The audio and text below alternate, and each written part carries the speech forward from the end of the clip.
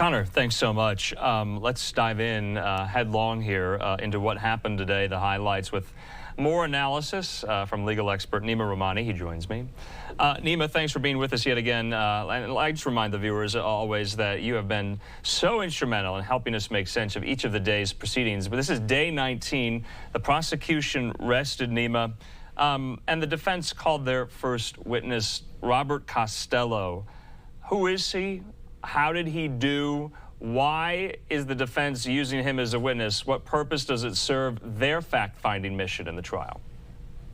Well, Bob Costello is the defense's impeachment witness. He's a lawyer who advised Michael Cohen, and importantly, he testified that Cohen told him that Trump knew nothing about the scheme. So an important witness for the defense, and one that was really brought in for a limited purpose, to show those inconsistent statements, and that's it. And it was clear that his testimony was limited because when the defense tried to get into other areas of inquiry, there were some objections by the prosecution that were sustained.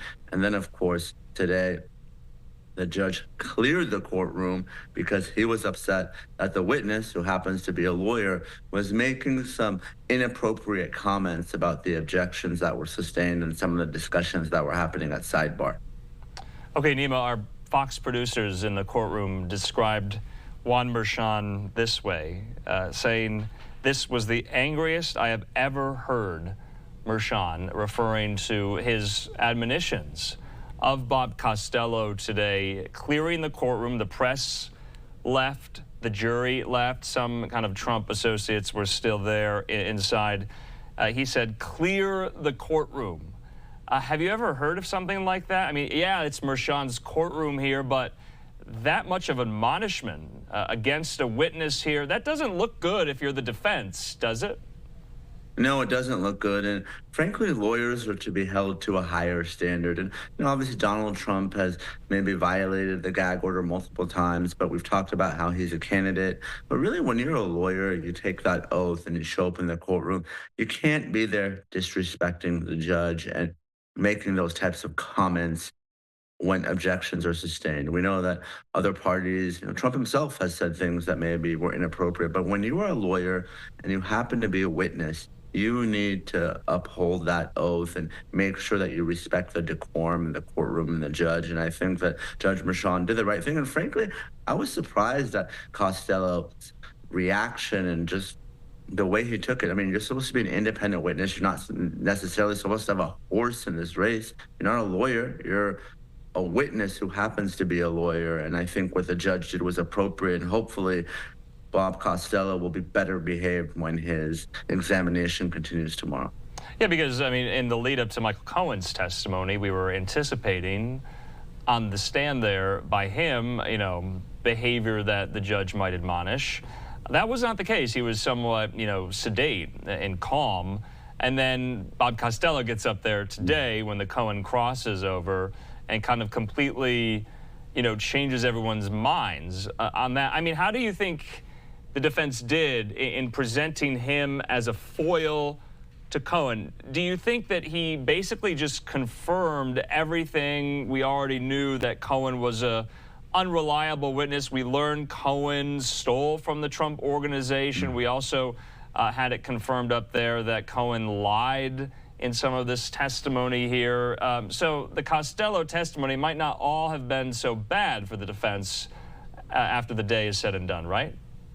No question. And the defense obviously thought he was a good witness, and they made sure to bring him as sort of an anti-Cohen. And like you said, Cohen testified today that he submitted a $50,000 reimbursement, but really only repaid $20,000. And when asked if he stole from the Trump organization, he admitted it. So now not only is Michael Cohen a liar and a felon, but now he's a thief who steals from his employer. Okay, but I think a lot of what had Costello testified to, really, Michael Cohen had admitted, in the days leading up to this, that he had lied to many people and said that, that he did it all himself and Donald Trump had nothing to do with this. So the fact that he was telling Costello the same, I don't know how much it advanced the ball. And frankly, Andrew, the question is, is really the defense going to rest tomorrow with just Costello's testimony? Do they think the prosecution's case is that weak? I think that's a head scratcher for me, and I think they really should put on at least one accounting witness to testify to the false business records. Cohen lying or not, the affair happening, and who did it. But really, we're talking about how these records were booked. And I would expect that someone from the Trump organization, accounting or bookkeeping department would come and testify, because I think that's an important issue that the defense still hasn't addressed. Yeah, and I mean, do you think the Costello testimony today has this canceling out effect with Michael Cohen? If you're a juror and you're hearing the tawdry details and you're hearing the bombast from both witnesses, do you think it has that effect for a juror of canceling each other out by saying, you know, you have Cohen and maybe the anti-Cohen and Costello, and we're just going to move right past it because it doesn't really have anything to do with your point, falsifying business records? What was this listed under in the Trump organization ledger, and how was Michael Cohen reimbursed? It just seems like a sideshow. And do you think jurors catch on to that? You know, it really is a sideshow, and obviously it makes for great TV. And if we didn't have two lawyers on this panel, Andrew, I would say maybe the jurors would get distracted and we'd be talking about the affair. Did it happen or not? Was a hush money payment made? You know, did Donald Trump know about it? But if you really look at the charges in the case, and I think this is what the lawyers are trained to do, the question is, were the records false? If so, did Donald Trump know that they were false?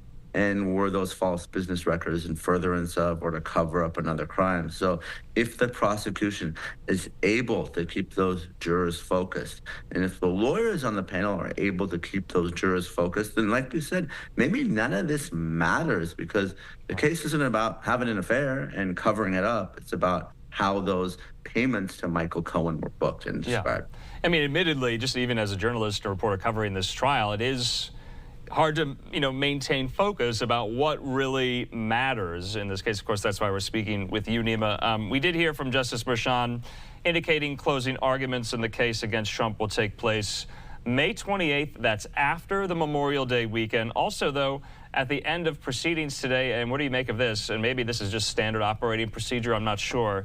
Todd Blanche asked for an order of dismissal. He says there's no evidence the filings or business records were false.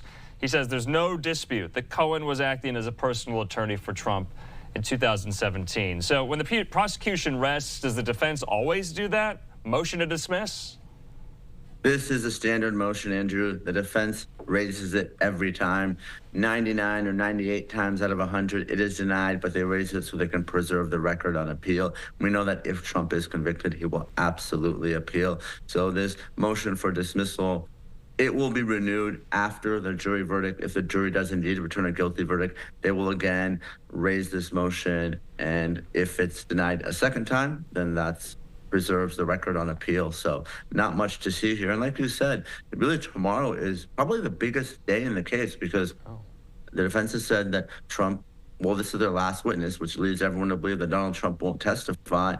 And if they rest, and we know that the jurors are not available on Thursday, and typically the court is done on, one juror is not available on Thursday, court's dark on Wednesday. So like you said, I mean, we're going to be ready for jury instructions and closing arguments. And it's a question of, does the defense really think the case is that weak and they're ready to proceed to closing arguments? I don't think so, but apparently that's their strategy. Okay, so Neama, but if you were representing the former president, would you call him to testify as a witness? I mean, what's the thinking in not having him testify? Is it because he might violate the gag order on the stand, he might incriminate himself here, or is it just not necessary? I mean, what is Todd Blanche thinking? What are his internal deliberations, if we can kind of pour over his psyche here about, because there have been reports over the weekend that Trump wants to, but I would imagine Todd Blanche isn't letting him. No question. If I was representing the former president, I would not want him to testify. It's not necessarily an issue of the gag order, because anything he says in court is absolutely fair game. The gag order just applies to proceedings outside of court. But Judge Merchan has already ruled that if Trump testifies, some of these other legal cases come in. And the former president is so unpredictable and uncontrollable. I would be concerned that he might say something on the stand. And really, when a criminal defendant testifies, the entire case comes down to his or her testimony. So you have to be absolutely sure your client is going to knock it out of the park if you're going to put them on the stand. So I don't think I would have that confidence in Donald Trump, frankly. Okay.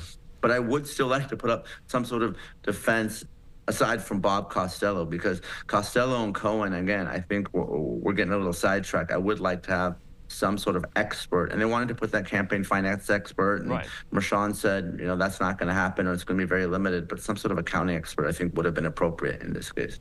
All right, Neama Rahmani, as always, thanks so much, but it does seem like the end is nigh in this, and so we'll continue talking about it. Thanks so much, Neama.